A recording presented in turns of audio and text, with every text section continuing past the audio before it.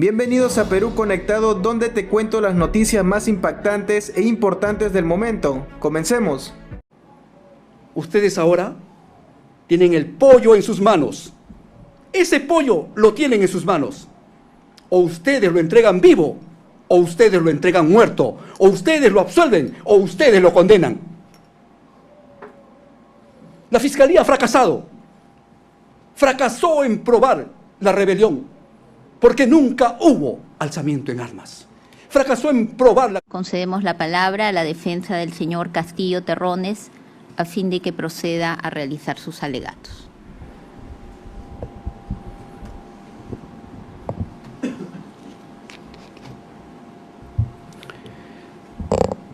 Muchísimas gracias, señores miembros de este colegiado supremo. Señores representantes del Ministerio Público, parte y la Procuraduría. Para nosotros ha llegado el momento en el cual ya, luego de haber presentado las pruebas, luego de haber debatido las pruebas, luego de haber debatido tanto en el interrogatorio con las partes que formaron parte del momento materia de este proceso.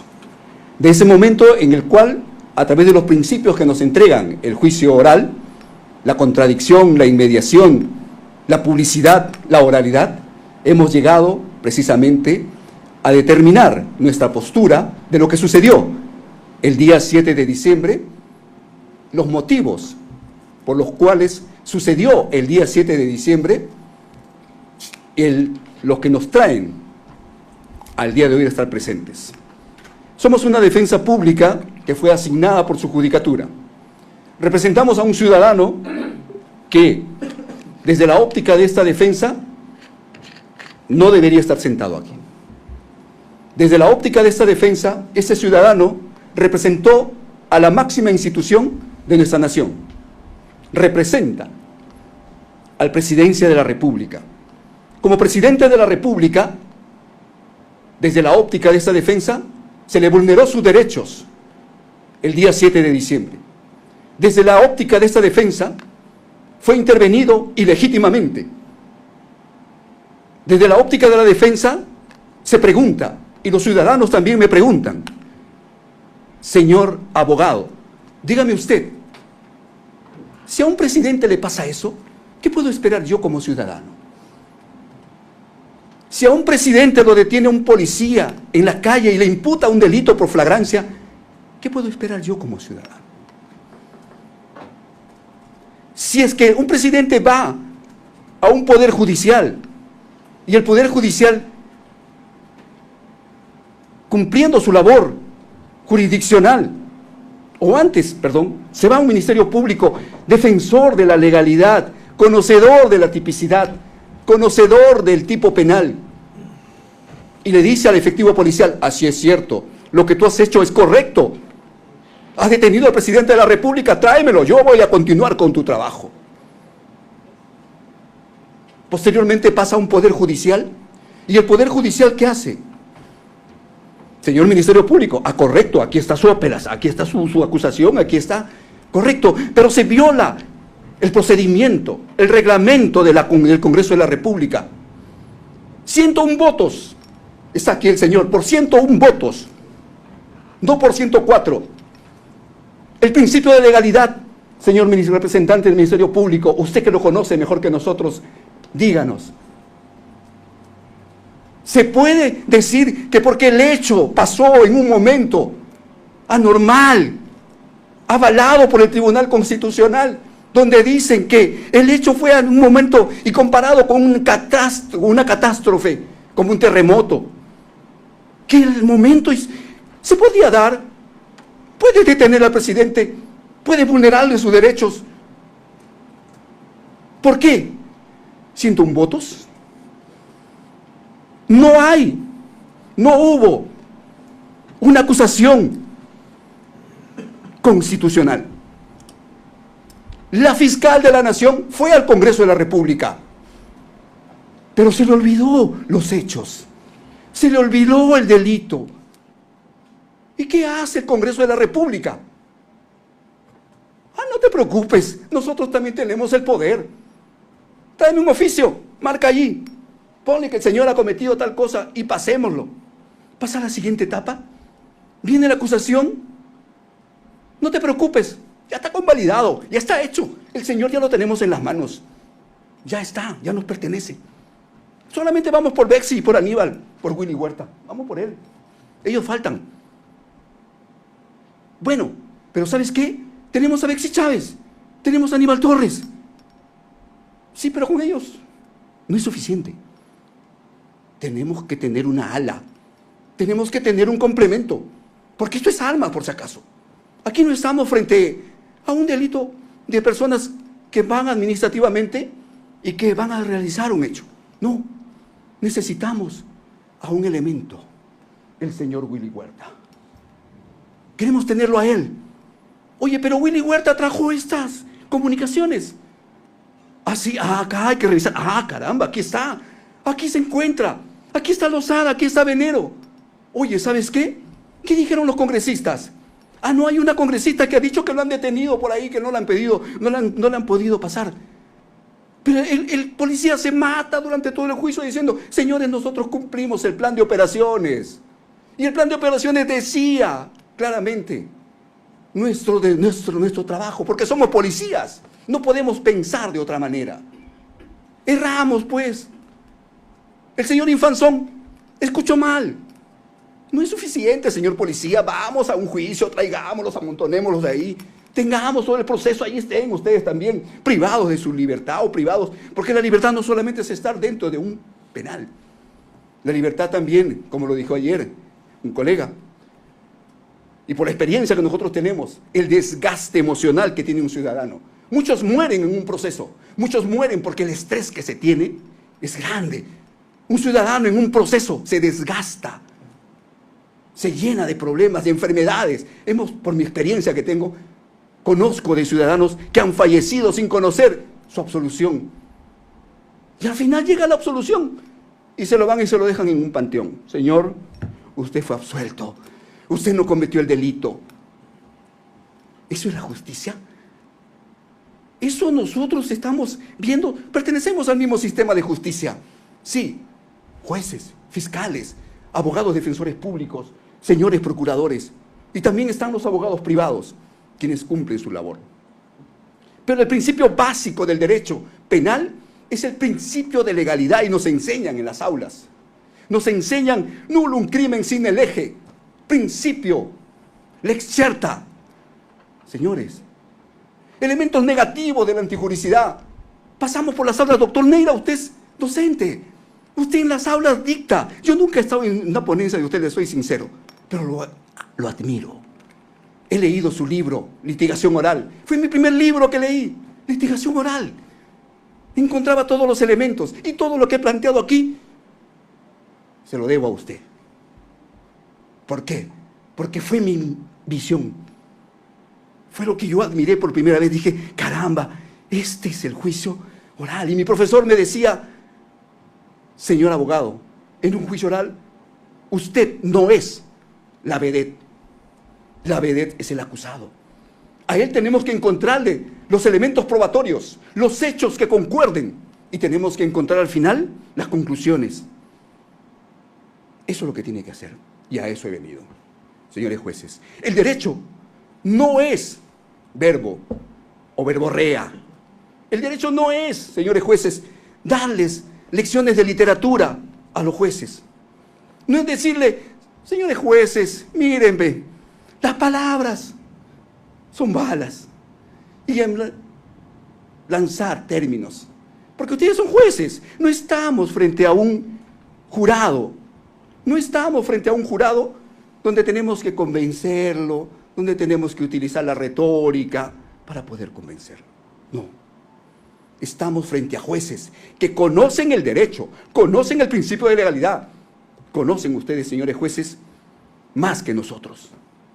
Pero no se puede, y este abogado, de acuerdo a este abogado, el derecho penal, una vez escuché al doctor Villestein, que decía, el derecho penal es como si tú estuvieras jugando, como si tú estuvieras encuadrando las piezas de un rompecabezas. Si esta pieza en este rompecabezas no cuadra pues. No va. No es delito. No es. No podemos estirar el rompecabezas o no podemos recortar una parte del rompecabezas y armarlo y poder formarlo y poder unirlo. No, eso no es el derecho penal. El derecho penal es última ratio. Y a eso empezamos, señores jueces. ¿Qué pasó el día 7 de diciembre del año 2000? Por favor, solicito, si es que puedan pasar nuestras diapositivas.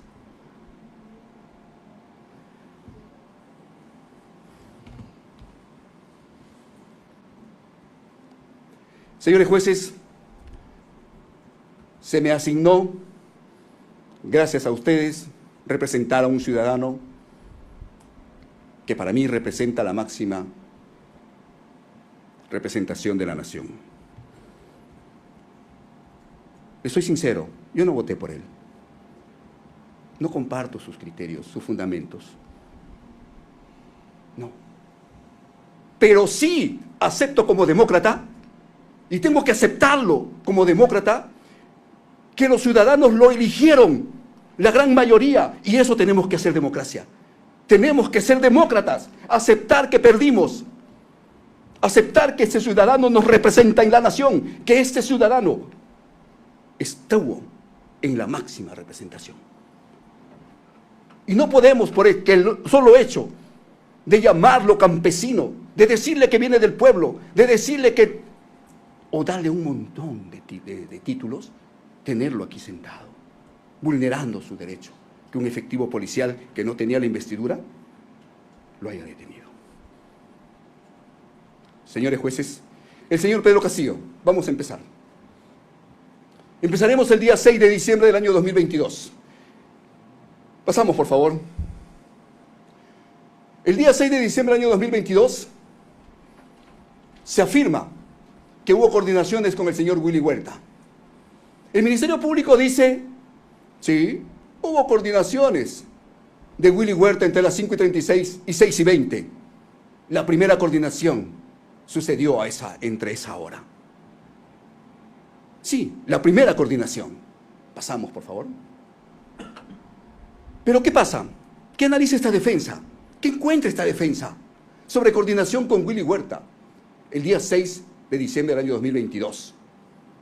Para nosotros fue el tema para tratar el tema de las bambas, tal cual lo dijo el señor Willy Huerta, tal cual lo ha mencionado.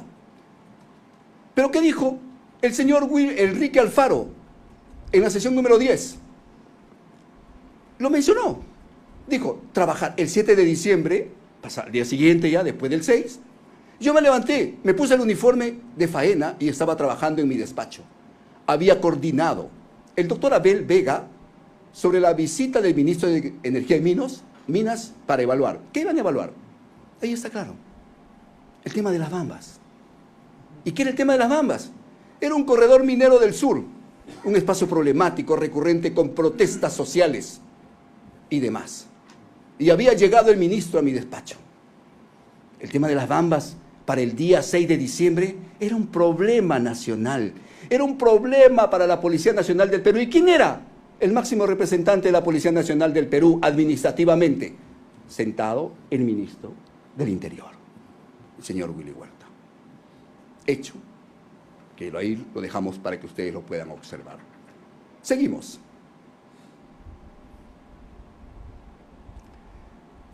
Para nosotros, con respecto a una reunión larga y nocturna, dice el representante del Ministerio Público, y en esa reunión larga y nocturna hubo una coordinación para el golpe.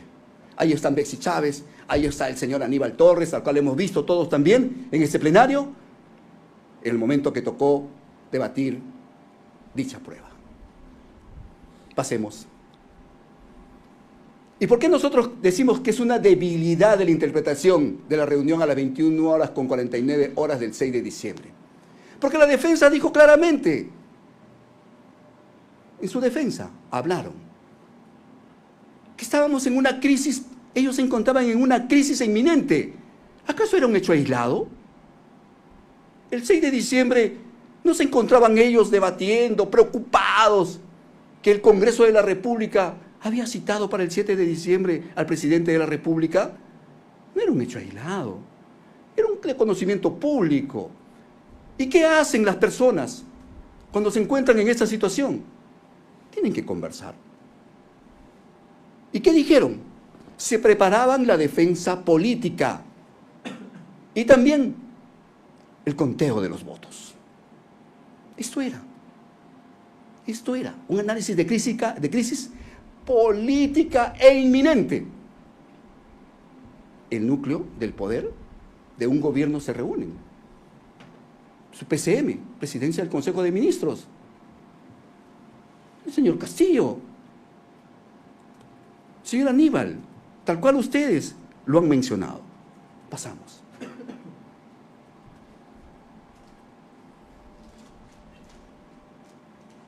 Pasamos a la siguiente, por favor.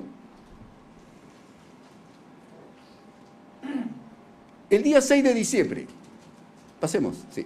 El día 6 de diciembre, la sesión número 75, la declaración de Aníbal Torres. ¿Qué dice Aníbal Torres? Está resaltado. Comenzamos a analizar, ¿no?, a los congresistas de cada una de las agrupaciones políticas, quiénes votarían a favor y quiénes votarían en contra. Esa era la preocupación. Eso era el momento. Pasemos. Llegamos al día 7 de diciembre del año 2022. Pasemos, por favor. ¿Con qué nos encontramos? Ya un escenario nuevo, amaneció el día, llegó el día 7 de diciembre. El señor Benji Gregory Espinosa Ramos, abogado de Pedro Castillo, en la sesión número 15. ¿Qué nos dice el señor? Dice, en ese interín, pasadas las 9 de la mañana, aproximadamente me comuniqué telefónicamente con el presidente Castillo. Coordinamos en que nos íbamos a encontrar en el Congreso de la República. No hubo más comunicación. A eso de las 11 de la mañana, recibo una llamada de la doctora Betsy Chávez, que en ese entonces fungía como presidente del Congreso de Ministros. La doctora me dice, doctor, no sea confrontacional. Ante el Congreso de la República. Y yo le digo, sí, no se preocupe. Palabras de Benji Espinosa. El mismo día 7 de diciembre, eventos, Betsy Chávez Chino, presidenta del Consejo de Ministros.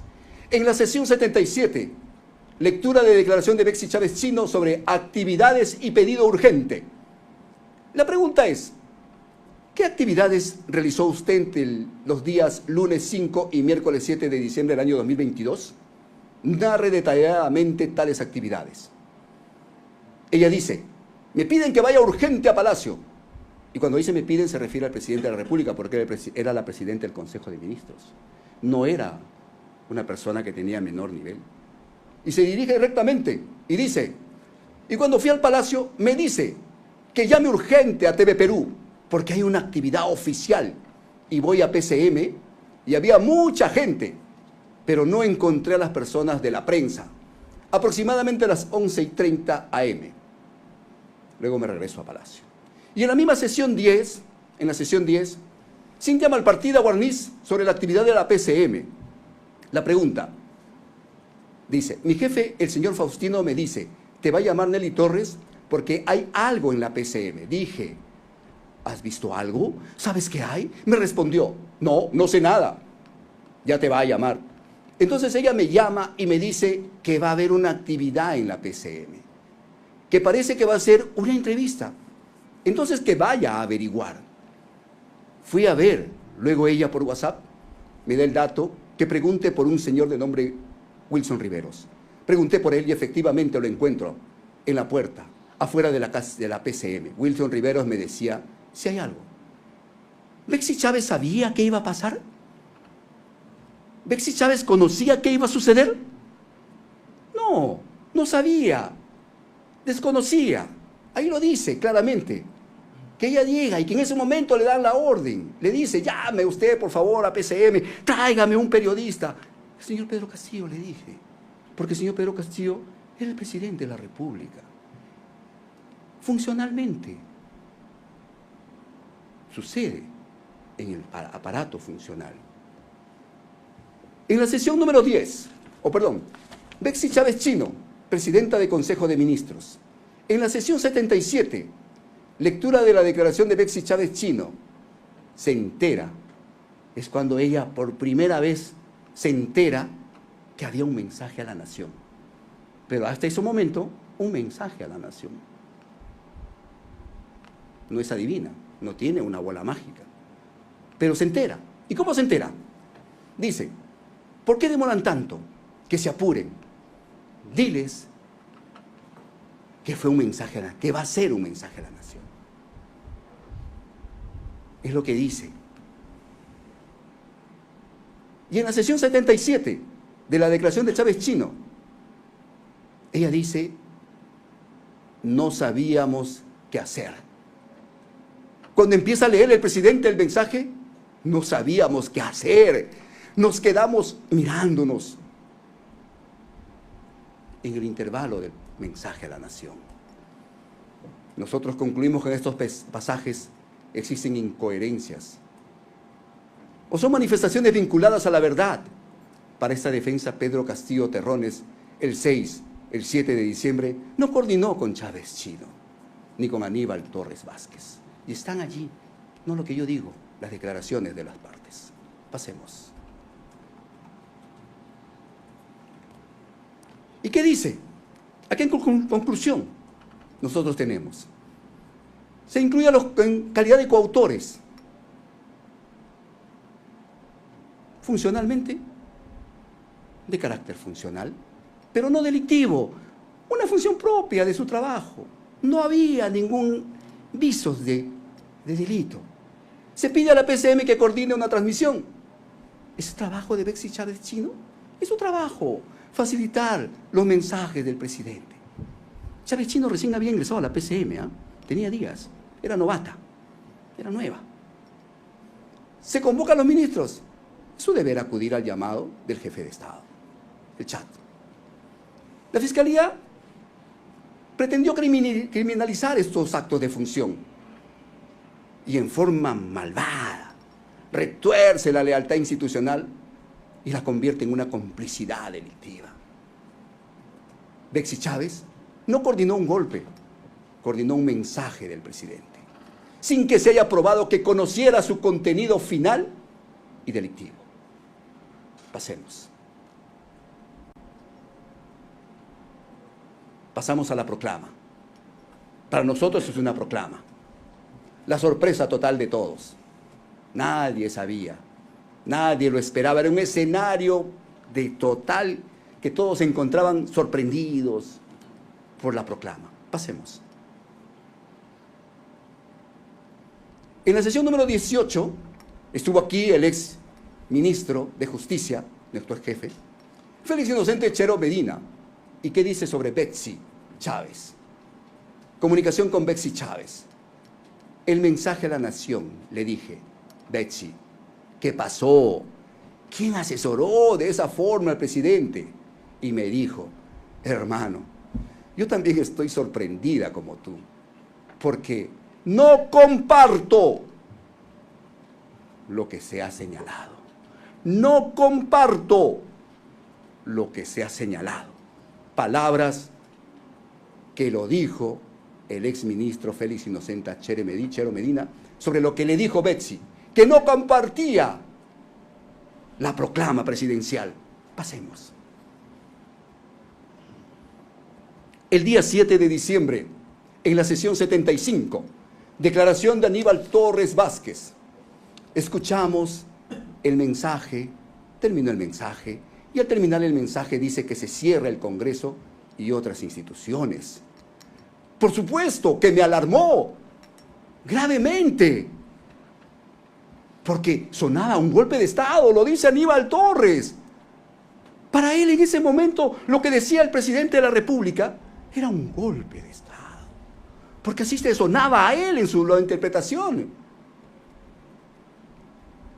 Inmediatamente, dice Torres, he regresado, he hablado con el ministro Huerta para decirle si iban a intervenir el Congreso. El señor Aníbal Torres es una persona muy conocedora, es una persona que es un profesor universitario. Aparte conoce la historia, conocerá la historia desde las épocas que tantas intervenciones han habido, desde la época de 1900, bueno, él conocerá su propia historia. Y dentro de la historia peruana viene constantemente de este tipo de situaciones. Entonces, lo que él se representó en ese momento, lo primero que su cerebro, y ahí lo dice y lo representa, va al ministro y le dice, ministro, ¿usted ha coordinado? ¿Usted tiene? No. Va al ministro de Defensa, le dice, tampoco, no, conmigo no ha dicho nada. Vamos a lo siguiente. En la sesión 76, declaración de Willy Huertas Oliva, ¿qué dice? Cuando lee esto, ese mensaje termina, yo me quedé totalmente sorprendido, porque no era algo común. Nunca se me dijo de que iba a haber este tipo de mensaje o este tipo de lectura. Nunca se me dijo. El señor Willy Huerta, ministro del Interior, no conocía, no sabía. También fue sorprendido. Pasemos.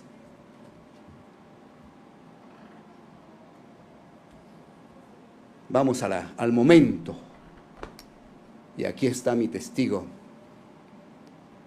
el señor Salas Segarra, el testigo Alejandro Salas Segarra. No teníamos los votos. Vienen por mi familia.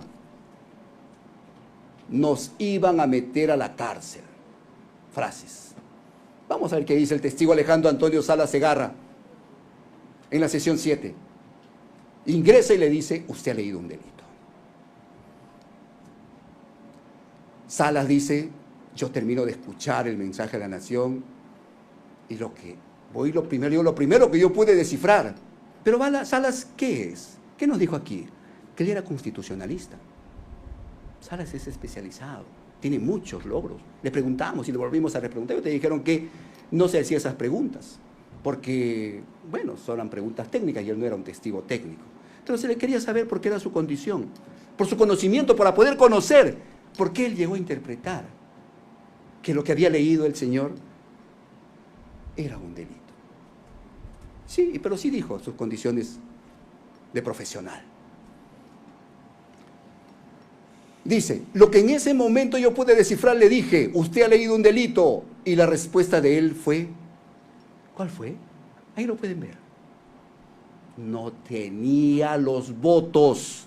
No tenía los votos. Y le contestó al actor civil. Dijo, algo que es importantísimo, porque es el testigo quien lo dice. ¿Qué pasó en horas de la madrugada, a horas 4 a.m.? Fue golpe de 4 de la mañana. Estaba despierto, todos estaban tensos. Era un día muy difícil para el gobierno de turno. Era un día muy difícil para todos, no solamente para el presidente, para todos los que formaban parte de un gobierno constitucional.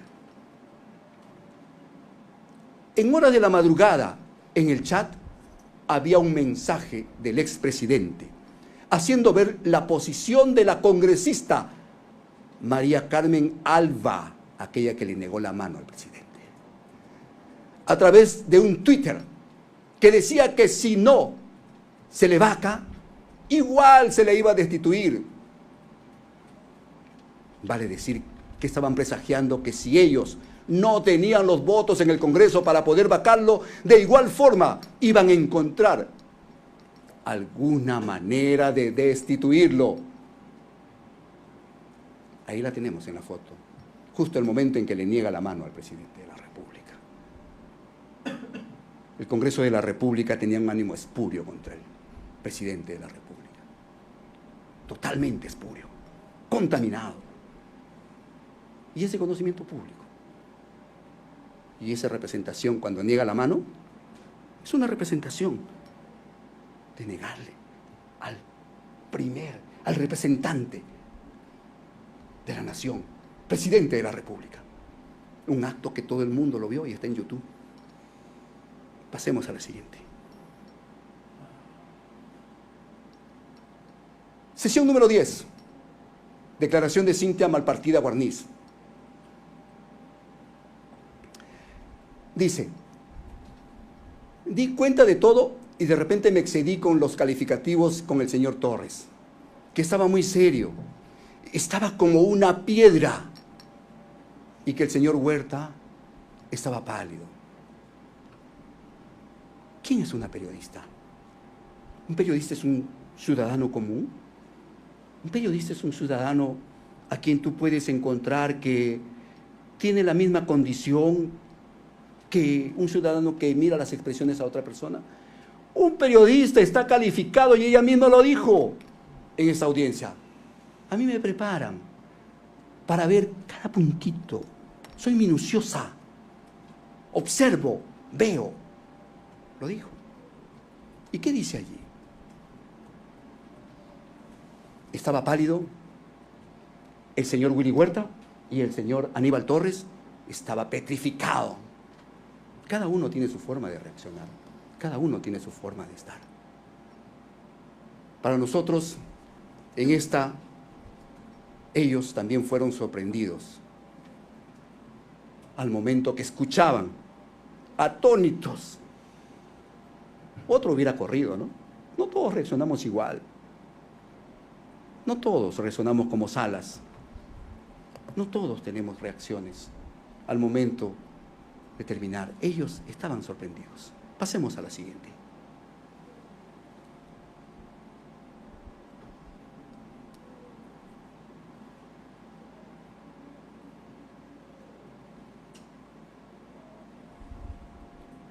Pasemos. Seguimos con ese mismo extremo. No teníamos los votos. Vienen por mí. ¿Vienen por quién, dice? ¿Por quién vienen? ¿Vienen por ustedes? ¿Vienen por el señor Aníbal Torres? ¿Vienen por el señor ministro del Interior Willy Huertas? ¿Vienen por Betsy Chávez? ¿Qué dice ahí? ¿Vienen por mi familia? Nos iban a meter a la cárcel. Sesión 75, declaración de Aníbal Torres Vázquez. Ya tenían los votos para la vacancia, la suspensión. El presidente me dice: doctor, vienen por mi familia. Poco tembloroso. Tembloroso. ¿Quién estaba tembloroso cuando estaba leyendo la proclama? Seguía tembloroso, seguía temblando. Doctor, vienen por mi familia, la llevo a la embajada de México. Y yo lo único que hice es decirle: te acompaño. ¿En qué parte dice que él se va a ir a México? El presidente de la República tiene inmunidad. Él puede quedarse, puede sentarse en el Congreso, debatir, esperar que le hagan una acusación constitucional. El presidente de la República no es detenido por cualquier policía. El presidente de la República tiene que ser llevado al Congreso. Pero el presidente de la República es humano. Tiene una familia. Y él no iba. Iba a dejar a su familia. A dejar. Porque tenía un compromiso con su pueblo. Tenía que retornar. Y tenía que enfrentar a este Congreso con un procedimiento justo. Llamar a su abogado, darle los 60 minutos para que hable, decidir su situación en el Congreso de la República. Si eligen que es una infracción constitucional, y lo más grave, si es una acusación constitucional. El Congreso nunca debatió la infracción constitucional, porque el Congreso ya estaba contaminado, como lo hemos visto con María Alba, como lo hemos visto con todos los congresistas cuando celebran con la bandera del Perú de haber destituido a un presidente de la República. Ese Congreso contaminado nunca debatió la infracción constitucional, pasó directo a una acusación, supuestamente, donde avala un oficio, avala un documentito que lo hace una congresista que estuvo presente aquí. Eso sucedió. Regresa por favor atrás. Retorna. Dice: en Barbadillo. Yo le pregunto nuevamente, ¿no? ¿Por qué había leído ese discurso? Y me manifiesta, doctor, ya tenían, ¿no?, los votos para la vacancia. Y si no completaban los votos para la vacancia, ya tenían, ¿no?, la suspensión. Pasemos. Señor fiscal, ¿qué dice en esa parte? Pasemos a otra parte. La Fiscalía resalta el uso de plurales. Estamos en la proclama. Y le hemos escuchado, ¿ah? El Ministerio Público dice, oye, ellos están de acuerdo porque ellos, mira, acá hay términos dentro de la proclama. Dice, mira lo que dice, ¿ah? Tomamos la decisión. Llamamos a todas las instituciones como un simbolismo que representa una decisión conjunta. ¿Qué nos dice el Ministerio Público, en pocas palabras? Que es un uso de plurales y que es una inferencia de coautoría. Pero ¿qué nos dice la máxima de la experiencia, señores jueces? Por eso es que a veces cuando nosotros pecamos de lingüistas, o lanzamos verbos, o lanzamos palabras, tenemos que lanzarlo con el conocimiento. ¿Qué dice la máxima de la experiencia lingüística? La Fiscalía utiliza una máxima sobre el uso del lenguaje. Un presidente que habla en plural está expresando una decisión en grupo. Todos estamos de acuerdo. Pasemos. ¿Pero qué? Sin embargo, existe una máxima de la experiencia política mucho más arraigada que lo que ha dicho el señor fiscal.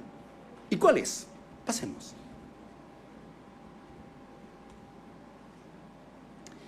El Ministerio Público se aferra a la gramática para sufrir su falta de pruebas, su debilidad. ¿Qué nos dice? El uso del plural. Y aquí encontramos, y ustedes pueden encontrar, porque lo he buscado, lo he encontrado, precisamente buscando qué dijo el fiscal, por qué lo dijo. ¿Y sabe qué dice? Que existe un plural majestático, o plurales majestatis. ¿Es prueba de un acuerdo delictivo ello? No. No obstante, cualquier analista de un discurso político sabe que es un recurso de retórica común. ¿Qué pasa con este uso del plural majestático?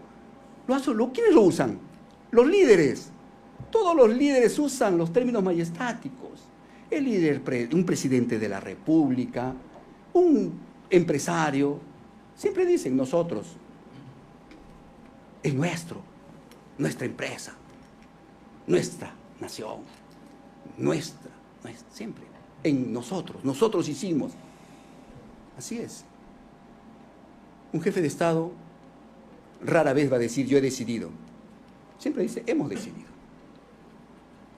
¿Por qué? Porque representa a la nación. No es solo, representa a la nación. En estos casos, pasemos. Hay una cosa que se habló del abrazo o dar la mano.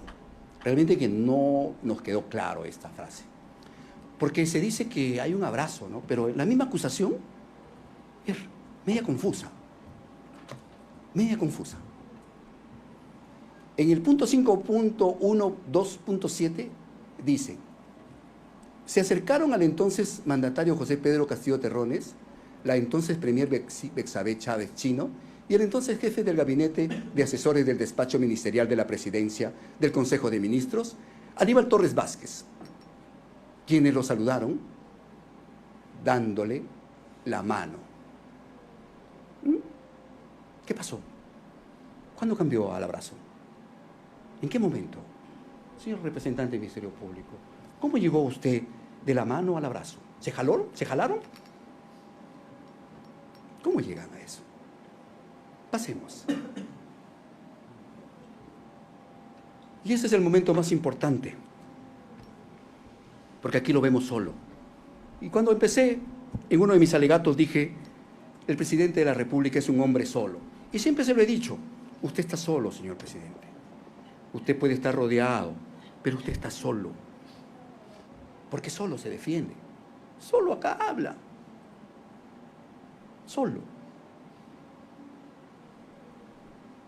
Decisión unilateral. Motivo: inferencia fiscal. Que todos los acusados terminarían en la cárcel. Ya lo hemos explicado. Pero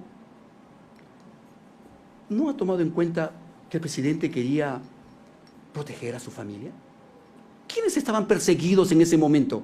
¿Sobre quiénes versaba detenciones? Su sobrina estuvo en el Congreso.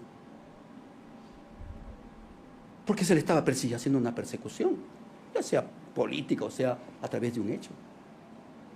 Sus sobrinos estaban siendo perseguidos en aquel momento. Pero al ser un presidente de la República, hizo una promesa al Estado. ¿Qué le dijo al Estado, a la nación? Yo voy a darte mi postura. Este es mi trabajo, mira, ve. Pueblo peruano, vota por mí, este es mi trabajo. ¿Y qué hizo el Congreso? ¿Lo dejó gobernar? No lo dejó gobernar. Constantes idas, mociones. Siempre estuvo él por el Congreso, como se puede decir, él estuvo abordado, él estuvo siempre en una situación de que el Congreso había tomado el control. El Congreso había tomado el control porque el Congreso es el que da las leyes. El Congreso es el poder legislativo. Hasta podríamos decir que hoy en día estamos en un estado parlamentarista, que el presidente de la República es una ficción, es una creación del Congreso. Que el presidente de la República, desde la época de Merino, en que lo vacaron al día siguiente, desde que se vacan y cambian presidentes como si cambiaran de gustos. Y le pasó al presidente, ya estaban preparados, pues, ya estaban preparados. Perdieron una vez, perdieron otra vez, perdieron otra vez, perdieron otra vez. Sabían que iban a perder. Y tenían al Congreso de la República para preparar sus leyes. Porque es conocimiento público que hay problemas en la Fiscalía de la Nación también. ¿Y quién está de por medio? Las normas, las leyes. Hay también de algún tipo de problemas con respecto al Poder Judicial. Todos reclaman. Pero ¿quiénes son los que se encargan de hacer las leyes? El Parlamento. ¿Y el presidente? ¿Qué hace? ¿El Poder Ejecutivo fue subsumido? ¿Fue abarcado por el Congreso de la República? Encontraremos respuestas. Inmolarse por una causa altruista, colectiva, promesas a la nación. Siguiente.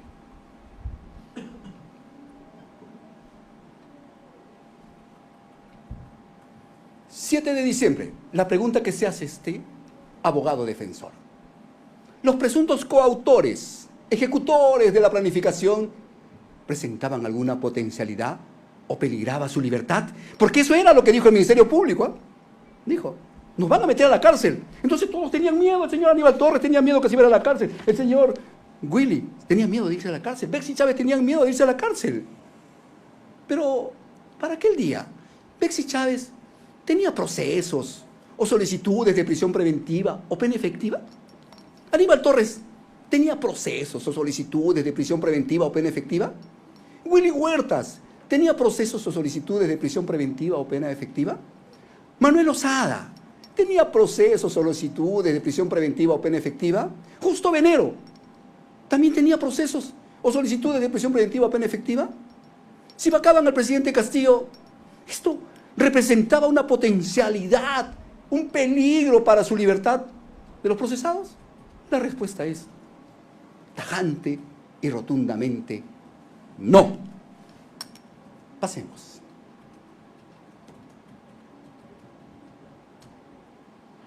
Orden de cerrar el Congreso y detener a la fiscal de la Nación.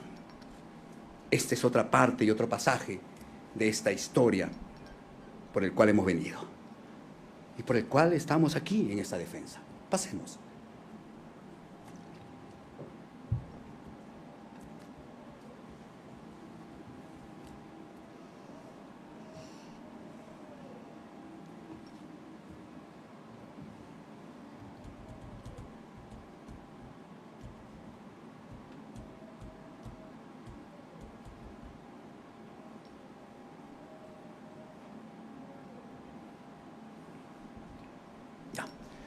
Comunicación. Y aquí encontramos, comunicación desde el teléfono de Willy Huertas Oliva, ministro del Interior, al teléfono del general Raúl Enrique Alfaro Alvarado, el testigo estrella de la Fiscalía. Raúl Enrique Alfaro Alvarado. Lo tuvimos aquí. En la sesión 10, interrogatorio del general Raúl Enrique Alfaro Alvarado. ¿Y qué dijo el ministro? Alfaro, estoy en Palacio de Gobierno, te voy a comunicar con el presidente de la República. Me comunicó con el presidente de la República y el presidente me dijo: general, cierre el Congreso, saque a todos los que están adentro, no permita que nadie ingrese, intervenga a la fiscal de la Nación y a la Fiscalía y dé seguridad al domicilio del señor Aníbal Torres, de la premier Chávez y al domicilio de sus padres. Pasemos. Esta fue la frase que, según el testigo estrella de la Fiscalía no rebuscó más, no vio más allá de palabras. Pero ¿qué dicen los testigos que escucharon la supuesta orden del presidente Pedro Castillo Terrones? Fuente, supuestamente, el órgano auditivo, no hay otra fuente, ¿no? Porque dicen que escucharon. En la sesión 9, Luis Angulo Tejada, y tenemos en la sesión 9 también Luis Angulo Tejada, y aquí vamos a detenernos también. ¿Qué dice Luis Angulo Tejada? Nos dan nuestra respuesta a nosotros preguntamos, dejamos, cerramos. En litigación oral, señor presidente, usted nos enseña que hay que cerrar la jaula, ¿correcto? Que las preguntas de la defensa en la litigación oral es cerrar la jaula. La pregunta final es la pregunta que cierra, donde el testigo dice su verdad. Y el Código Procesal Penal, ¿qué dice? Que usted tiene que hacer preguntas aclaratorias. Aclaratorias. ¿Pero qué encontramos allí? Primero vamos por la primera parte. ¿Qué dice? Dijo: yo escuchaba lo que el comandante general respondía sobre cuál era el motivo. El general Raúl Enrique Alfaro Alvarado les mencionó lo que usted acaba de relatar. ¿Perdón? El general Raúl Enrique Alfaro Alvarado les mencionó sobre esa comunicación que acaba de indicar. Dijo: no, yo estaba presente. ¿No se los mencionó entonces? No, yo estaba presente, escuchando. ¿Y qué pasó en la sesión? Ingresa el señor presidente de este colegiado. Allí se cerró, de acuerdo a esta defensa, se cerró la jaula. Cuando cambia, le da una vertiente distinta y hace la misma pregunta. Y pregunta compuesta, dos preguntas a la vez. Le dice: oye, te voy a preguntar esto, pero dame la respuesta porque... ¿Cuál fue? ¿Cuál fue? Aquí tienes, ¿cuál fue? Dime lo que yo quiero escuchar. Cuando concluyó la comunicación, ¿hizo algún comentario al comandante general? ¿Cuál fue? Y el testigo, al escuchar cuál fue, dijo: bueno, efectivamente, nos comentó que el señor presidente había dado, y siguió hablando. Ese es un momento en el cual sucedió dentro de esta audiencia. Pasemos.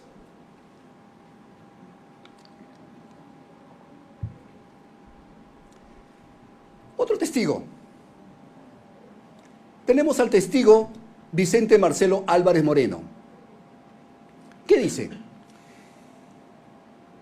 Yo termino de hablar y el general Alfaro recibe en su despacho al frente.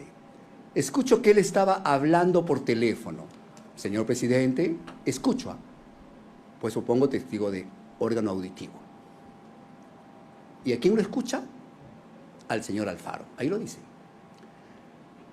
Dice: escucho que él estaba hablando por teléfono. O sea, él estaba hablando, él estaba diciendo, repitiéndose, conjeturando, o hablando, diciendo, hablando, conversando. Solo él. Y dice: señor presidente, ¿que cierre el Congreso? Sí. ¿Pero por qué motivo? ¿Que detenga a la fiscal de la Nación? Sí. ¿Pero por qué motivo? ¿Cuál es la causa? ¿Que refuerce la seguridad de la casa de la ministra Betsy Chávez y la del señor Aníbal Torres? Eso es lo que él repetía. lo que el presidente estaba informando, y ahí asume ya su postura, según él, que no quedó claro lo que el presidente estaba informando. Después dice, él le contesta, señor presidente, mire, esa versión contradictoria dentro de todo este proceso lo dice Vicente Álvarez. Un dato adicional que también no lo ha dicho la defensa de Willy Huerta, pero Willy Huerta está aquí presente. Pero ¿qué es lo que dice? Mire, dice, otra versión, ¿eh? Escuche, señor Willy Huerta, usted que está presente, escuche, dice, mire lo que dice. Él le contesta, señor presidente, yo me encuentro con descanso médico. El que está como comandante general encargado es el teniente general Álvarez. Y allí es donde se corta la comunicación. ¿Contradicciones? ¿Qué escuchó el general Vicente Álvarez al final? Señor presidente, yo me encuentro con descanso médico. El que está como comandante general encargado es el teniente general Álvarez. Ahí es donde se corta la comunicación. Pasemos.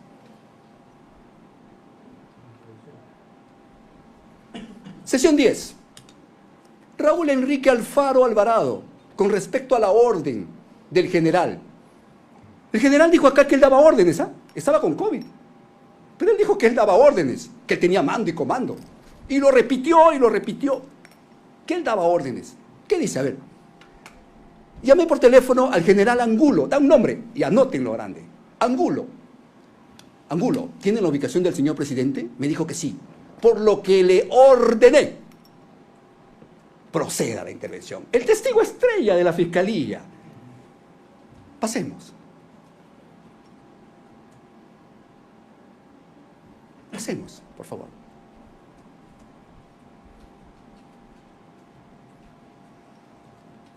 Día 7 de diciembre. Seguimos, porque los hechos sucedieron esa fecha. Por eso lo hemos retitulado 7 de diciembre. Sesión 9. ¿Qué dice José Luis Angulo Tejada? Aquí con nombre grande, José Luis Angulo Tejada. La pregunta que le hace la defensa, nosotros le preguntamos. Dice, porque creo que estaba bajo los efectos del COVID, refiriéndose al general Alfaro. ¿Podía dar órdenes? No, estaba aislado. El que daba las órdenes, era el comandante general encargado. Usted recibió algunas órdenes por parte del señor Raúl Enrique Alfaro Alvarado el día 7 de diciembre del 2022. Ninguna. Repitió, ninguna. ¿Quién les hizo llegar todas las órdenes? El comandante general encargado. El testigo estrella de la fiscalía asegura haber dado órdenes. Creíble. Y pasemos.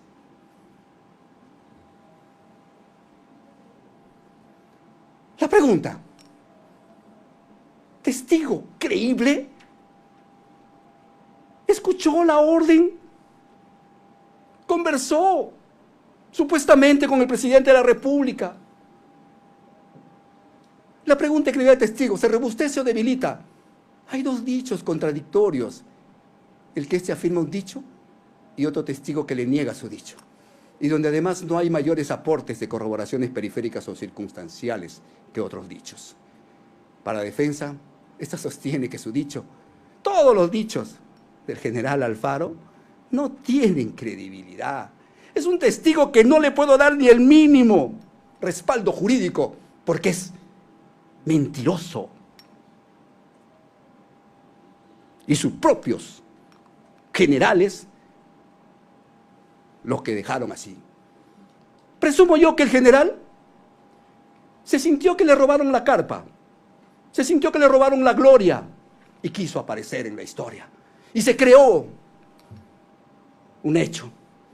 Porque es el general, el titular, y el suplente le quitó la historia. Mintió, mentiroso. Pasemos.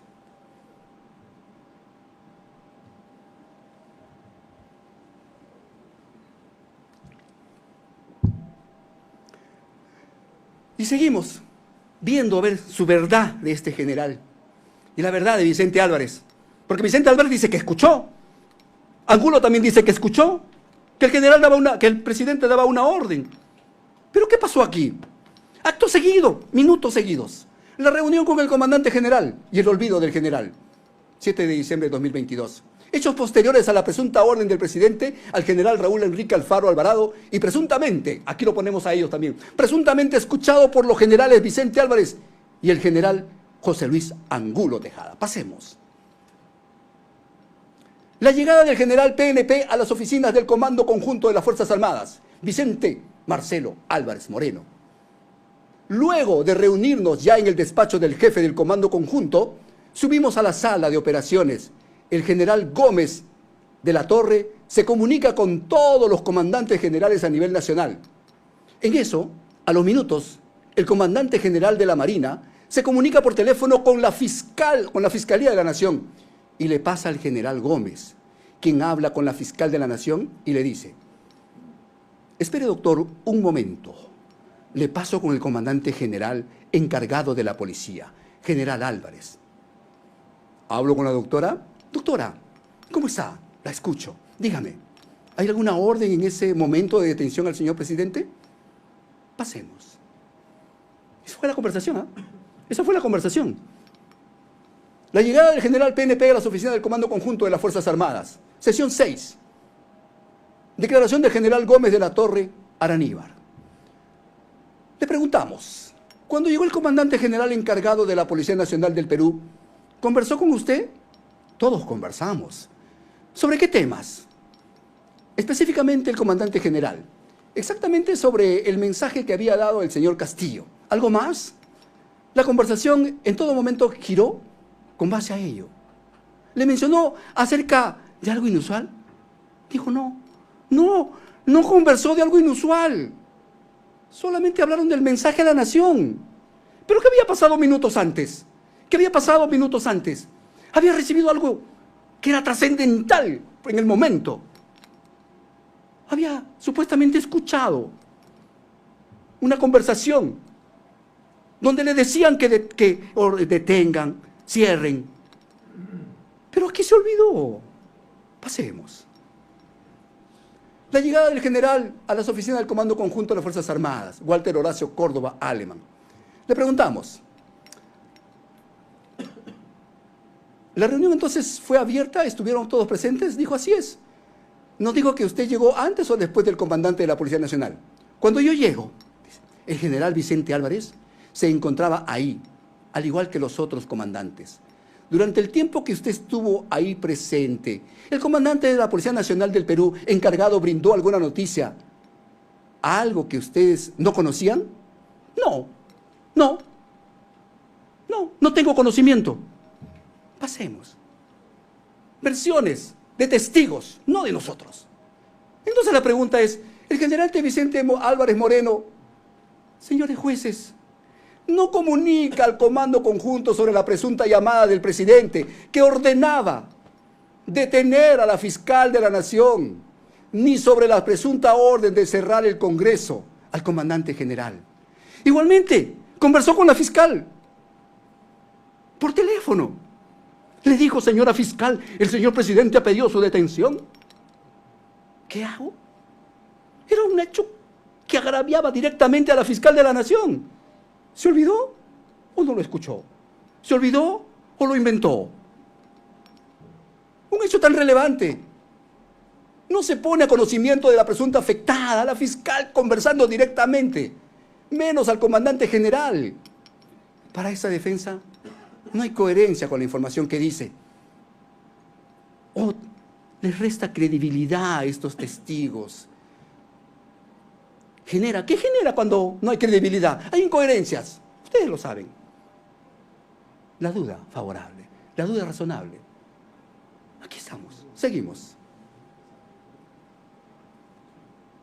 Nos encontramos en esos momentos. Voy a guiarme de acá. No sé si ustedes lo ven, yo no puedo verlo.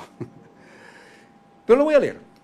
Vamos por partes, por favor, si lo pueden agrandar primero y después nos conducen a la flechita. Primero la lectura, luego la flechita, así para poder ir en orden, por favor. Agranden primero la número 1 y después a donde dirige la flechita. Dice, la policía, para nosotros, representa esto, que la policía era una fuerza autónoma, no subordinada al plan presidencial. ¿Y por qué no encontramos esto? Inexistencia del alzamiento en armas. Tenemos como evidencia la negativa del comando operativo de retirar las rejas, citando la existencia de un plan de operaciones propio. Declaración 9, José Luis Angulo Tejada, el general de las operaciones de la Policía Nacional de Perú. Por favor, ahora sí la flechita y vamos a lo que dijo el general, Angulo. Dice: el general Osada se comunicó con usted para darle cuenta que no iban a retirar las rejas, o usted dispuso que no se reabrieran esas rejas. Dijo: yo le indiqué que, y era la palabra de su general, del general que era el de Comagén, que era el general Angulo, yo le indiqué que no era posible retirar las rejas, porque había un plan de operaciones. La policía no le responde al presidente, responde a su plan de operaciones. No le responde al ministro, responde a su plan de operaciones. Y lo dice el mismo Angulo. Siguiente, la 2.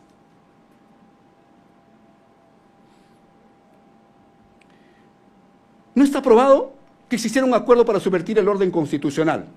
¿Y cuál es la evidencia? Sorpresa total con los 3 generales. Los 3 generales se enteran del mensaje por los medios de comunicación. Pasemos, por favor, qué es lo que dice cada general, tanto Alfaro, Álvarez y Angulo. Dice: los 5 ingresaron a mi despacho y me dijeron que el presidente había cerrado el Congreso. Encendí el televisor. Se enteran por el televisor. ¿Dónde está una coordinación con la Policía Nacional a ese nivel? Porque estamos con un presidente de la República. No estamos con el vecino de la esquina, o no estamos con el caso de Humala, que es un efectivo policial, un del ejército, que hace su propia rebelión en otros lugares. No, estamos con el presidente. El presidente no conversa pues con el heladero, no conversa. Es presidente de la República. ¿Qué dice el otro capitán? Dice: yo lo vi por televisión. El otro general dice: estaba en el despacho del jefe y en ese momento se anunció por la televisión. 3. Por favor, 3.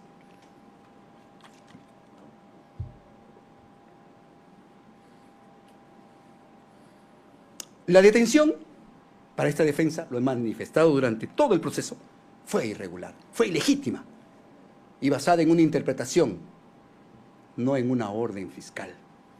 El general Álvarez confirma que habla con la fiscal mientras Castillo ya salía de Palacio. Y es él quien dispone de la intervención. Pero Álvarez confirmó que había conversado con la... Mire, en justo casuales de la vida, ¿no? Casualidades de la vida. Porque la fiscal también tenía algún tipo de elemento espurio, contaminado, hacia el presidente de la República. Es raro, ¿no? O sea, yo converso con la fiscal y en ese momento yo no le pregunto, ¿no?, de temas legales. No le digo: oye, ¿sabes qué, señora fiscal? Detengo al presidente, ¿qué hago? Dígame, por favor. Porque usted es la que dirige la investigación. Porque no estoy solo. Tomo una decisión unilateral, a pesar de que tengo al defensor de la legalidad en mi teléfono, ahí conversando. Entonces yo digo: yo soy policía, pues, cometió un delito flagrante y yo lo voy a detener. Tengo la capacidad de hacerlo. ¿Qué dice? A ver, eso le dispongo al general Angulo, de la orden de intervención. También estaba el teniente general inspector Leoncio Mejía. Ese es para la detención ilegal, señores jueces. Pasemos.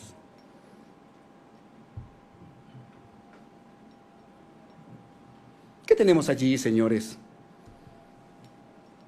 La acta de intervención, ya que estamos hablando de intervención ilegítima al presidente de la República.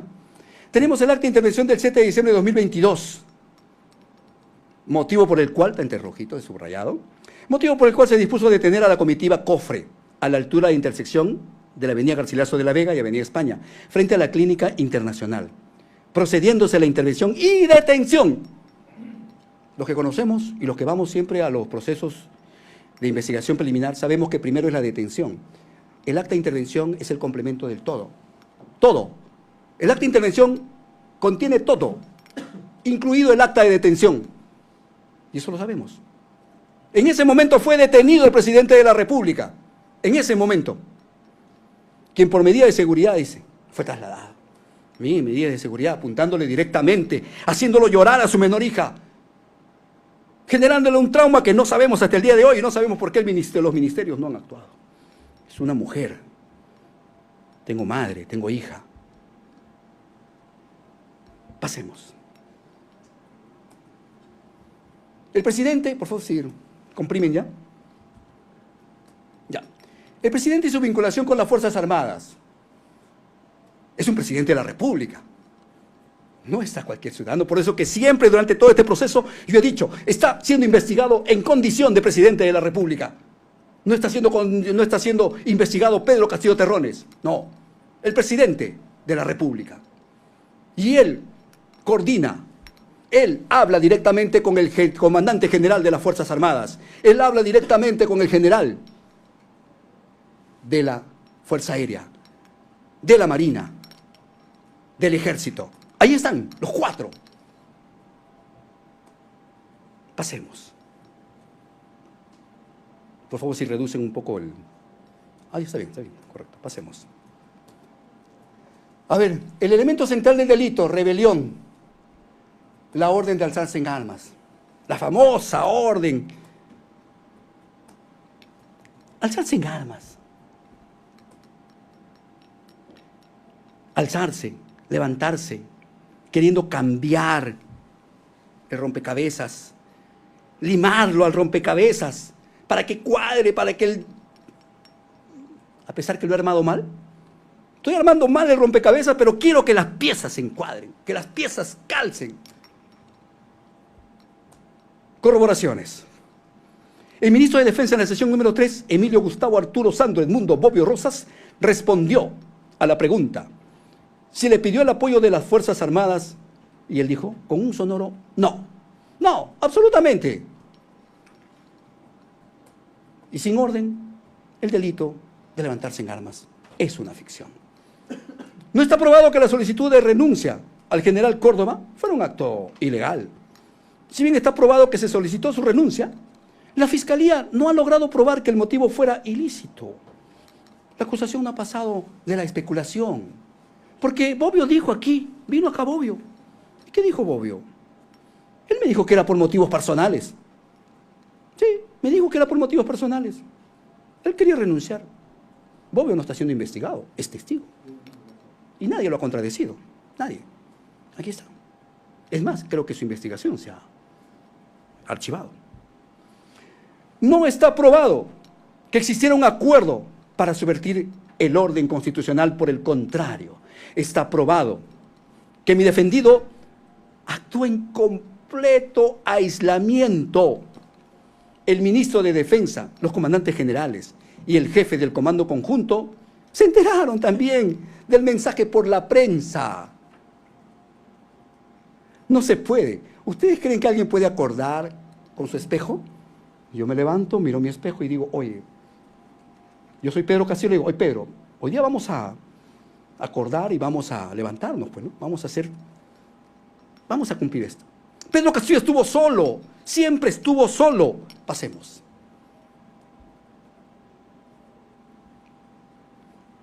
Hubo una desvinculación, no lo aceptamos, pero tenemos que responder al Iura Novi Curia, que no tampoco nosotros lo aceptamos, porque señores jueces, es cierto que el Iura Novi Curia les permite a ustedes analizar un hecho, y eso yo no les contradigo.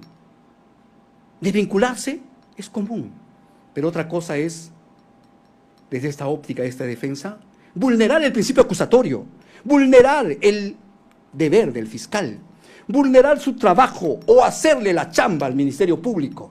¿Por qué? Porque el Ministerio Público recibe, supuestamente, a la que tampoco aceptamos, una infracción del Congreso, recibe un documento donde el Congreso dice, señores, llévenlo por conspiración y llévenlo por rebelión. El Ministerio Público lo recibe, el Congreso manda, señores, hagan su trabajo, conspiración, rebelión.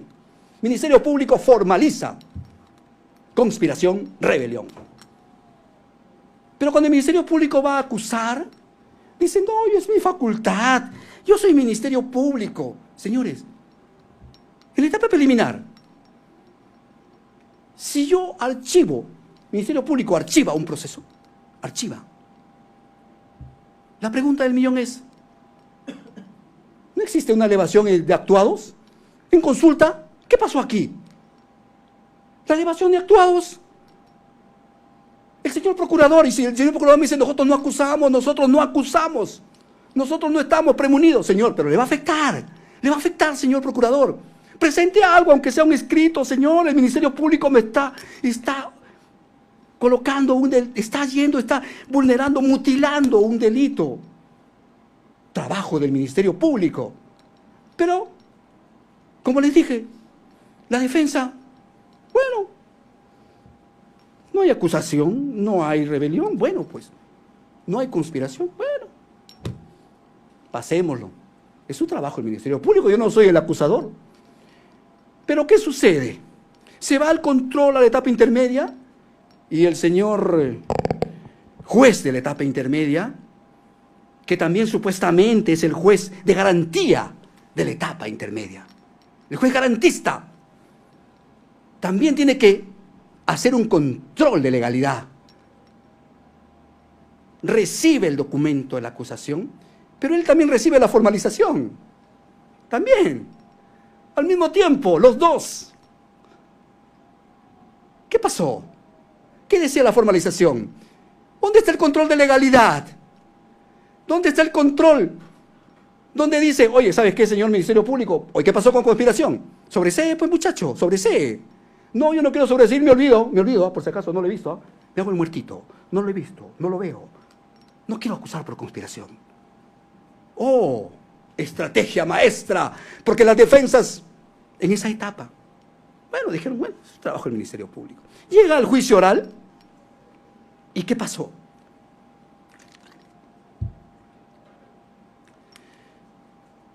El 374.1, supuestamente, el colegiado es nuevo, conoce el juicio oral, pero tampoco es ajeno a la formalización de investigación, tampoco es ajeno al control de acusación.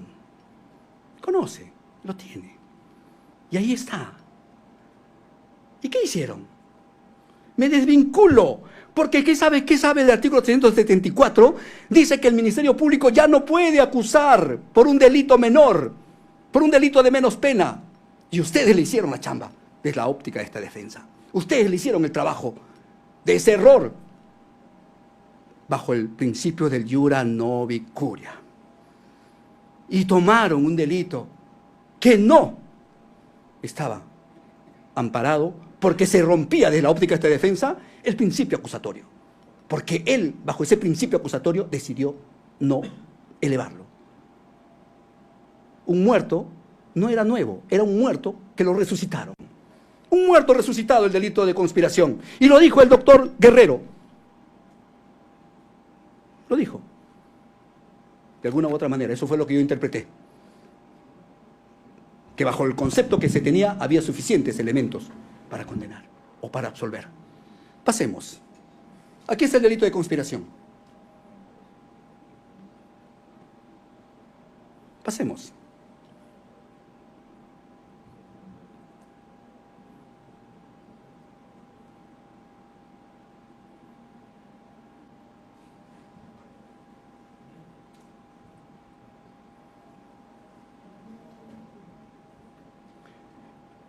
¿Qué dice?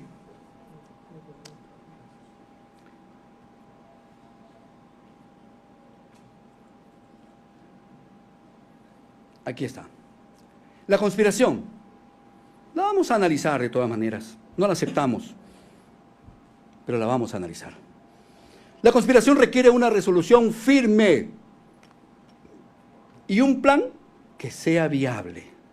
¿Y cuál es el delito? ¿Hurtar? ¿Opinar? No, levantarse en armas es el delito de la conspiración.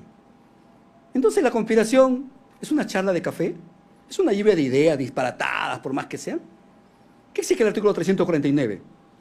Exige una resolución firme, firme. No necesitamos ir a la doctrina, ni rellenar, ni hablar, porque ahí está, el 349 es claro. Una resolución firme para cometer el delito. ¿Correcto? Un plan con mínima apariencia de viabilidad. ¿Qué viabilidad tenían? Un plan para dar un golpe de Estado sin el apoyo de un solo general. Ninguna. Era un plan delirante, un imposible fáctico desde su concepción, tomando en cuenta la versión del Ministerio Público, ¿no? Nosotros no aceptamos la conspiración, tampoco aceptamos las reuniones, tampoco aceptamos ellos, pero estamos resolviendo a la respuesta a lo que se nos ha planteado. Seguimos.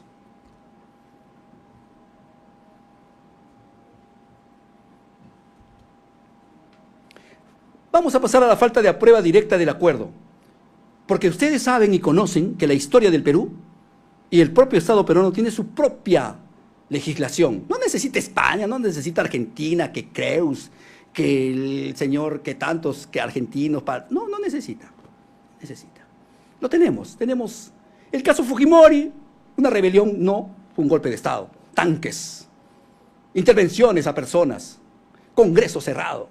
Me acuerdo mucho del señor Letts, que estaba con su media, me acuerdo mucho que cuando fue intervenido en los tanques, quedó grabado en mi memoria, 5 de abril de 1992.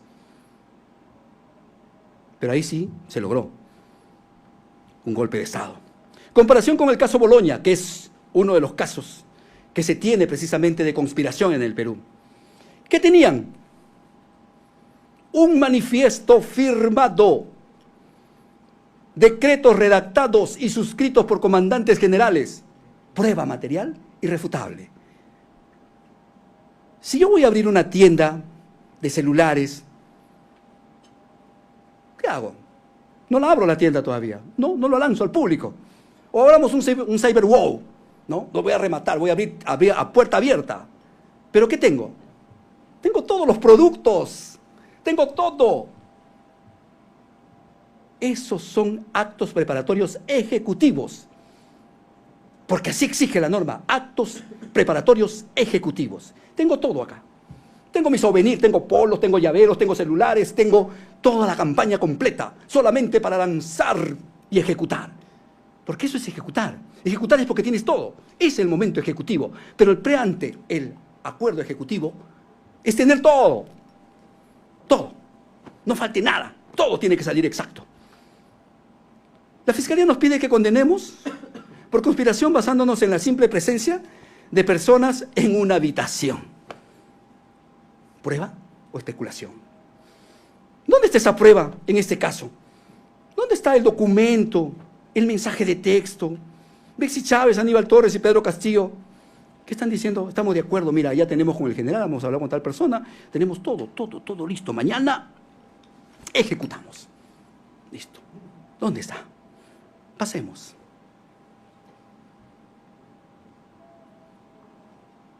Las renuncias. La pregunta que se hace esta defensa es, ¿los conspiradores, por máxima de la experiencia, renuncian? ¿Renuncian? La pregunta es, las renuncias inmediatas, la sorpresa como prueba de inexistencia del acuerdo. Si hubo un acuerdo, ¿por qué los supuestos conspiradores renunciaron minutos después del mensaje? Ahí están, Bexy Chávez Chino. Hemos estado aquí con varios testigos de Bexy Chávez Chino, tanto a favor de la Fiscalía como una señorita que gritó, se exaltó, lo recuerdo mucho. Recuerdo mucho. Pero ella, ¿qué dijo? Dijo una cosa muy importante. Ella mencionó y dijo en este plenario, la gente estaba desesperada, todos salían, todos desesperados. Y en una de esas vi al mediodía, lo dice ella, una testigo de la Fiscalía, al mediodía veo que estaban preocupados por hacer la carta de renuncia de Bexy Chávez. Bexy Chávez ha presentado una carta de renuncia, sí, pero ese dato que dio esa testigo lo sitúa al mediodía. Y es importante tener en cuenta que Bexy Chávez quería renunciar inmediatamente, no estaba de acuerdo, como ella dijo, que la habían sorprendido, que el señor presidente lo había sorprendido. ¿Cuál fue la reacción del gabinete? Todo, Salas, renunció, Landa, Kur, Chero, Aníbal. Bueno, Aníbal no era ministro, no era sur. El señor Aníbal no era ministro, por si acaso. Él no está amparado o no está con lo que dice que si es que un ministro acepta o no.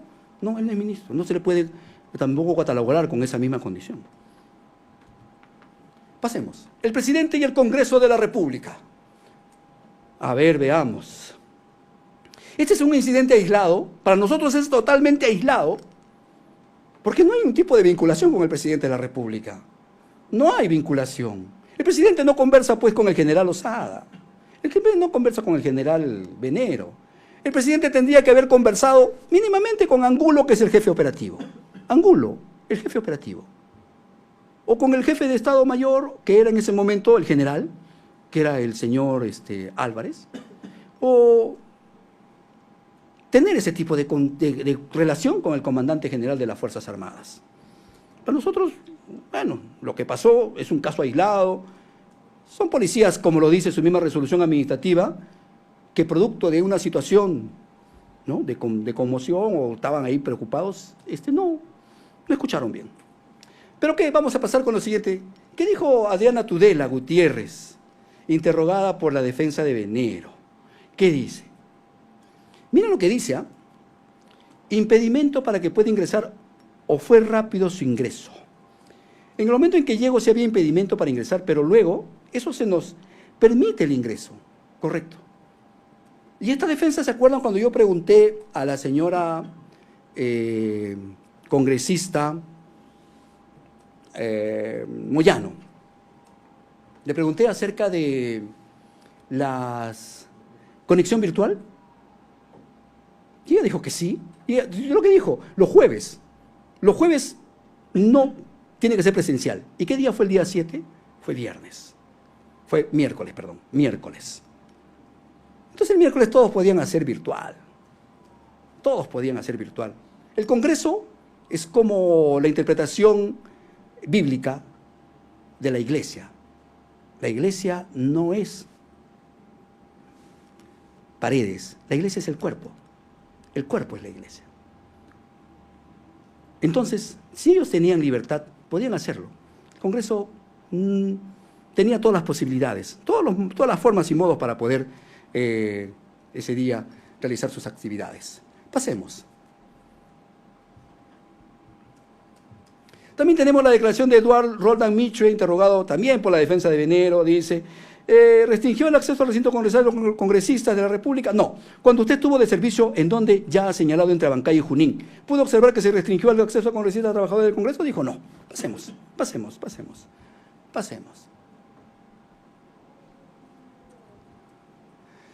Y aquí, también esta defensa va a ser suyo. Vino un abogado aquí presente.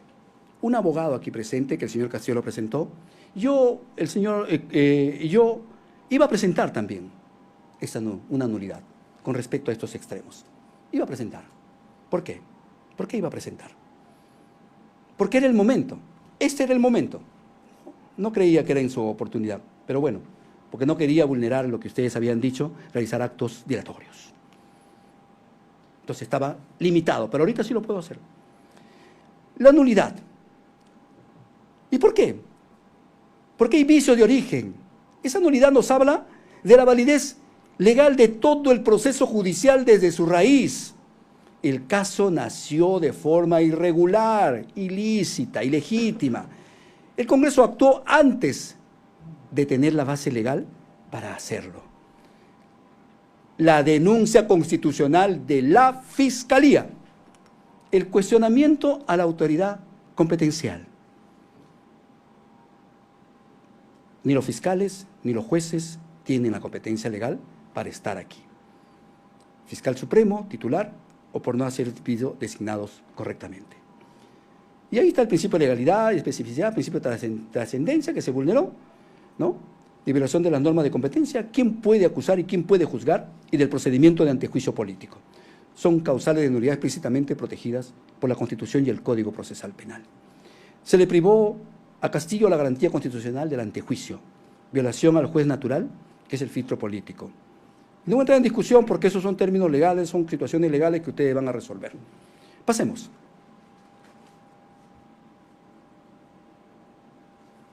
Ahora sí. Llegamos y concluimos con eso, con el delito de rebelión y la desvinculación por conspiración. Delito de abuso de autoridad. Pasemos. La Fiscalía no ha aprobado el elemento central del delito, el perjuicio. ¿Qué dice el artículo 366 del Código Penal? El abuso de autoridad es un delito de resultado, no cortado, resultado. No castiga la mera intención ni la simple desobediencia a la Constitución. Para eso existen controles políticos. Y lo hemos dicho, la infracción constitucional. El derecho penal exige más, exige un perjuicio real y concreto. Y aquí reside el vacío insalvable de la tesis fiscal. Al final le preguntaremos directamente al Ministerio Público, ¿dónde está el perjuicio? ¿Dónde está el perjuicio? Pasemos. ¿Cuál fue el perjuicio? ¿A quién se le perjudicó? La respuesta es un silencio probatorio porque la evidencia demuestra que no lo hubo. El Congreso no fue disuelto. Es más, este Congreso vacó al presidente de la República. Los congresistas no fueron cesados. El sistema de justicia no fue intervenido. Y lo más importante, señores, que lo dijo el Tribunal Constitucional, dentro de esas actas, y ahí está, lo que avala el Tribunal Constitucional, dice, bueno, aquí no ha pasado nada, porque aquí no ha tomado el poder el señor Castillo, no hay golpe de Estado, el Congreso tiene todavía sus facultades, y el Congreso no está nombrando a un presidente de la Comisión del Congreso como presidente. No, señores. El señor Castillo vino con la señora Dina Boluarte. Entonces, nombremos a Dina Boluarte porque es la misma plancha. Entonces, Dina Boluarte, ¿por qué ingresó a la presidencia? Por sucesión presidencial, constitucional, supuestamente, de acuerdo al Congreso de la República. Y si hay una sucesión, ¿qué hay? Les pregunto, ¿qué encontramos por sucesión? ¿Acaso el Congreso se nombró un presidente del Congreso como fue en la época cuando ingresó el Paniagua? En una época donde tuvieron que nombrar a Paniagua, en el 2001, una crisis que todos conocemos del presidente Fujimori, y donde tuvo un gobierno de restauración, no me acuerdo el nombre, pero él gobernó. Hechos distintos, momentos distintos. Aquí fue por sucesión constitucional, y ahí está claro. Pasemos.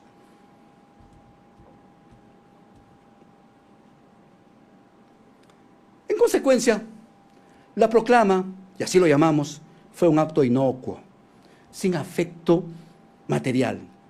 ¿Y qué hace la Fiscalía? Confunde gravemente una infracción, porque para nosotros es una infracción constitucional y nosotros lo hemos reconocido. Infracción constitucional que el Congreso jamás quiso debatir. Confundió una infracción con un ilícito penal. ¿Pero qué exige? Probar todos sus elementos. Al omitir por completo la acreditación del daño, la Fiscalía no solo ha dejado incompleta su acusación, sino ha fallado en probar la existencia del mismo.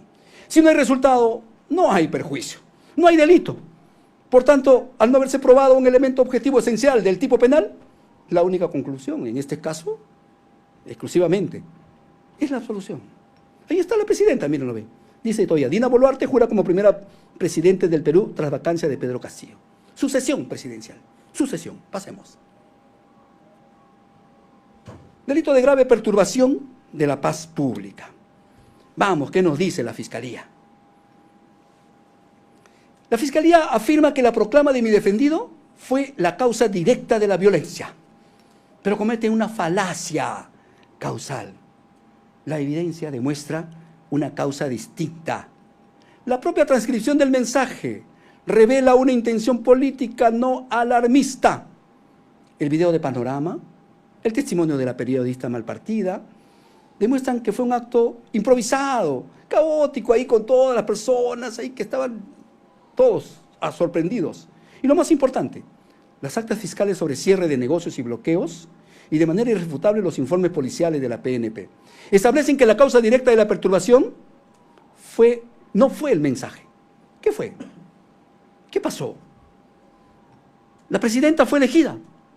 Dina Boluarte ya estaba en el poder. ¿Y qué pasó? El presidente estaba detenido, estaba vacado. El nexo causal se rompe. La Fiscalía no ha probado ni el prejuicio del abuso de autoridad, ni el nexo causal de la perturbación. Son dos acusaciones construidas sobre inferencias y no sobre pruebas. Igualmente solicitamos la sentencia absolutoria. Pasemos.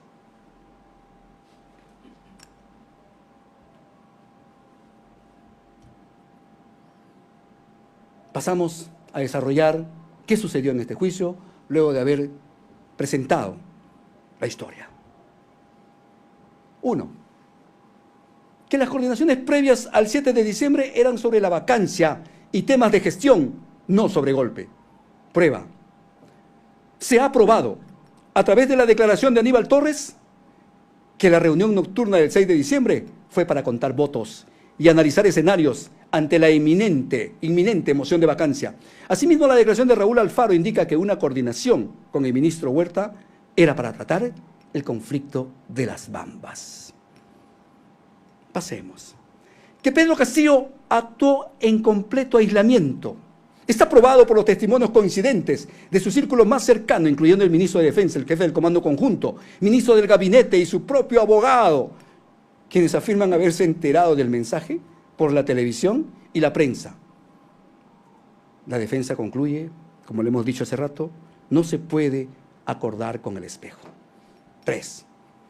Que la reacción del gabinete y alto funcionario fue de sorpresa y deslinde, no de complicidad. Quedó demostrado la sorpresa total y confusión expresada por Bexy Chávez, Willy Huerta, Félix Cero, Aníbal Torres, Benji Espinosa. La evidencia material más fuerte son las renuncias inmediatas y masivas que los ministros, minutos después del mensaje, lo que la defensa califica como la conducta de personas sorprendidas. Que el motivo de la decisión de Castillo fue el miedo. Miedo a la destitución y encarcelamiento. Castillo tuvo en ese momento, como le contestó al señor Aníbal Torres Vázquez, su familia, que en ese momento él tenía un compromiso con el pueblo, tenía que leer, le había prometido al pueblo. Se probó a través de las declaraciones de Salas y Aníbal Torres. Tras Castillo, ¿qué les manifestó? Su temor, diciendo frases como que no teníamos los votos, vienen por mi familia. ¿Y a quiénes iban a meter a la cárcel? Pasemos. Que el mensaje no produjo efectos materiales ni un perjuicio real. Es un hecho probado que el Congreso de la República no fue disuelto. Al contrario, procedió a vacar al presidente, los congresistas no fueron cesados. El sistema de justicia no fue intervenido y la sucesión constitucional operó con la juramentación de Dina Boluarte. ¿A qué decimos que no se ha aprobado? La defensa sostiene que no se ha aprobado. No se ha aprobado la existencia de un acuerdo o conspiración, porque falta prueba. La Fiscalía no nos ha presentado ninguna prueba directa, un documento, un audio, mensaje, texto que demuestre un acuerdo entre Castillo y sus presuntos coautores. La defensa afirma que la acusación se basa en la especulación de una reunión. No hay más prueba. La defensa sostiene que no se ha aprobado el elemento central del delito de rebelión, el alzamiento en armas. Falta de prueba. El ministro de Defensa, Emilio Bobbio Rosas, declaró con un absoluto no que se le haya pedido el apoyo a las Fuerzas Armadas. La defensa es tajante. Sin orden, el delito es una ficción. La defensa sostiene que no se ha aprobado el elemento central del delito de abuso de autoridad, perjuicio. La Fiscalía no ha logrado acreditar un perjuicio real y concreto derivado del mensaje. Al no haber resultado, la defensa argumenta que no hay delito, ya que este tipo penal no castiga la simple intención. La defensa sostiene que no se ha aprobado el nexo causal del delito grave de perturbación de la tranquilidad. Falta de prueba. La defensa argumenta que la Fiscalía no ha podido probar que la proclama fue la causa directa de la violencia. Por el contrario, presenta evidencia, informe de la propia PNP, que sugiere que la causa fue posterior a la detención y vacancia de Castillo, rompiendo así el nexo causal. La defensa sostiene que no se ha probado con certeza la veracidad de la supuesta orden telefónica de Castillo a la policía. Falta de credibilidad. La defensa sostiene que el testimonio del general Alfaro es débil y no alcanza el nivel de certeza debido a lo siguiente: las contradicciones con los testimonios de los generales Angulo, Tejada y Vicente Álvarez, quienes estuvieron presentes. La incoherencia de que una orden tan grave no fuera comunicada por el general Álvarez a la fiscal de la Nación ni al comandante del Comando Conjunto en la reunión en la sede del Comando Conjunto de las Fuerzas Armadas. La duda sobre la capacidad de mando del general Alfaro ese día, ya que estaba aislado con COVID. Un histórico, el profesor Pedro Castillo Terrones lo sabrá mejor que cualquiera, y los profesores que nos están escuchando a nivel nacional lo sabrán. Esta frase que nos dicen en las clases, recuerdo mucho cuando estaba en primaria, mis primeros días del colegio. La profesora dijo, de esta aula, yo vengo de una ciudad, de un pueblo joven, de un asentamiento humano, de ahí provengo, y fui a la Escuela Nacional. Mucho recuerdo mi escuela, 8805 de Chimbote. Mi profesora América, a quien lo voy a recordar en esos momentos porque fue ella, una profesora la que me dijo, entró a clases y dijo, aquí tenemos al futuro presidente del Perú. Y todos nos sentimos halagados. De aquí nacerá el presidente del Perú. Todos nos sentimos halagados. Los profesores lo repiten en las clases a todos los alumnos a nivel nacional, porque el sueño de todo peruano, o por lo menos de algunos, es ser presidente de la República, porque así te dicen. Un ciudadano de a pie, un ciudadano que viene luchando desde abajo, arando la tierra, no puede ser respetado como presidente de la República. Tiene que ser vulnerado. ¿Qué le decimos a esos niños? ¿Les estamos engañando? ¿Vas a ser presidente? Sí, pero un Congreso va a hacer lo que quiere. El Congreso va a mancillarte y va a votarte cuando ellos quieran. No le quiten el sueño, señora Norma Carvajal Chávez, señor presidente, doctor Neira Flores, doctor Iván Guerrero López. Hagamos justicia.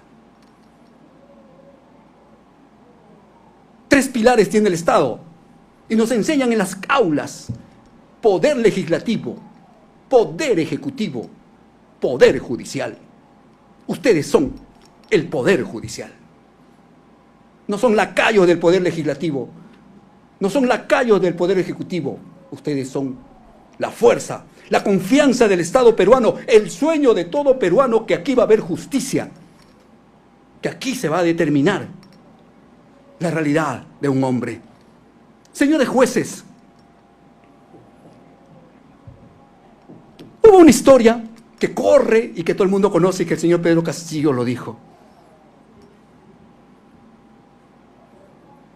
Ustedes ahora tienen el pollo en sus manos. Ese pollo lo tienen en sus manos. O ustedes lo entregan vivo, o ustedes lo entregan muerto, o ustedes lo absuelven, o ustedes lo condenan. La Fiscalía ha fracasado.